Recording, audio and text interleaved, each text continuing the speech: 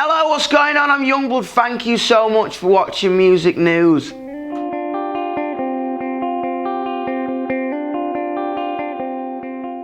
Okay, Youngblood, feeling good today? I'm very well, man. Are you? Yeah, not too bad at all. Good. All the better for seeing you. Ditto, man. You've made it onto the MTV PUSH once to watch Shortlist for 2020. How does that feel? Mental, man. I seen it on Twitter and I was like, what? They picked me. Little old me. I was buzzing, man. Big surprise then? I mean, yeah. It's kind of weird. Like, I've seen like big artists on there. I'm like, oh, all right, cool.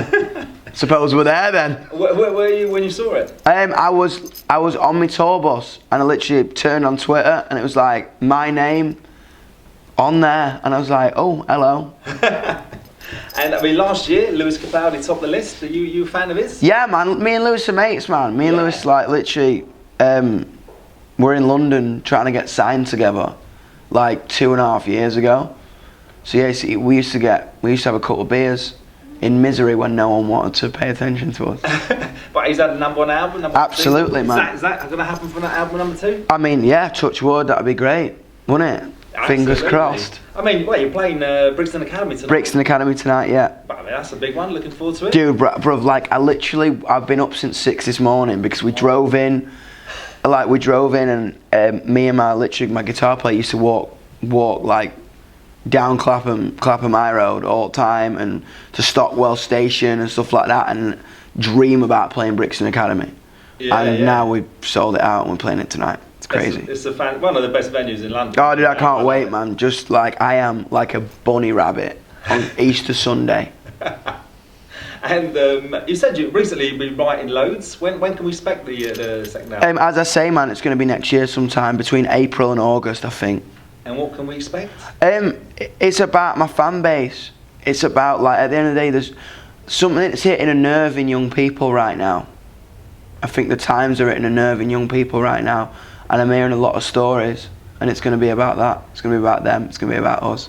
Yeah, I mean, you feel like, you look like a sort of standard bearer for youth these days. What if you got a message? What if you got a sort of direct message? As I say, I think the one common denominator in young people right now is to strive to be accepted for who they are.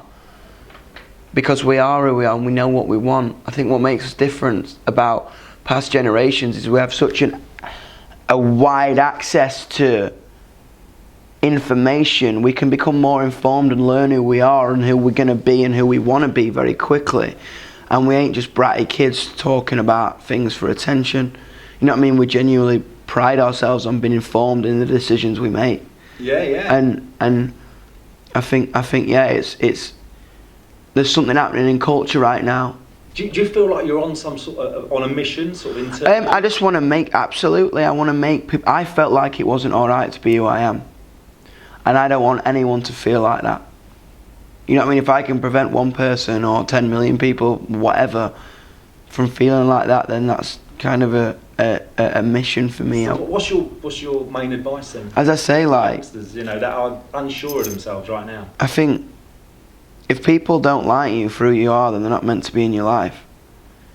Tell the truth, love unconditionally as many people as you can, and be yourself. I think you can't really go wrong from there, can you? Yeah, good advice. You've been looking at your videos, all great. I mean, original me with Dan Reynolds of Imagine Dragons, great. Yeah. I mean, who comes up with the storylines? About the videos and about, I mean, like me, I just see these mental things. Because that song is about no matter how many times you get crushed, get back up. And we were just like, do you reckon we should just have cars falling us from the sky? And I was like, where'd you get that from? I was like, dunno, man, just pulled it out my armpit in the shower. Well, it looked great. I mean, how would you sum up your musical style? Wow, I think probably like me. I think happy, energetic, slightly schizophrenic, 5 genres in one at once. But I've always said this between me and my community and my fan base and my family, that I'll always tell you the truth.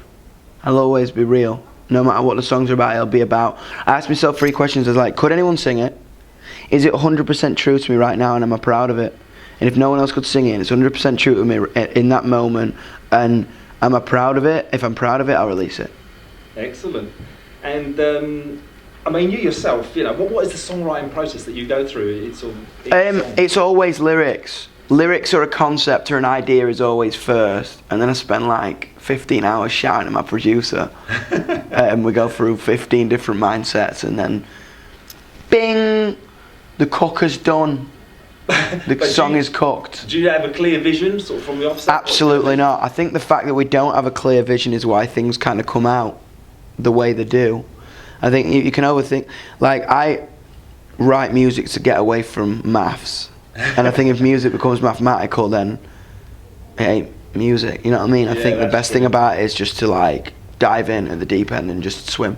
Yeah, I mean, you said you've been up since 6 o'clock this morning. You've got a long day ahead of you. Have you got sort of limitless energy always? I don't know. I just got ADHD, man. Just good old ADHD and Dr. Pepper. Good combination then. Where are you originally from? And where I'm from Doncaster, in the north of England, but I'm kind of based nowhere now. I'm a bit of a wandering boy because I'm on tour all the time.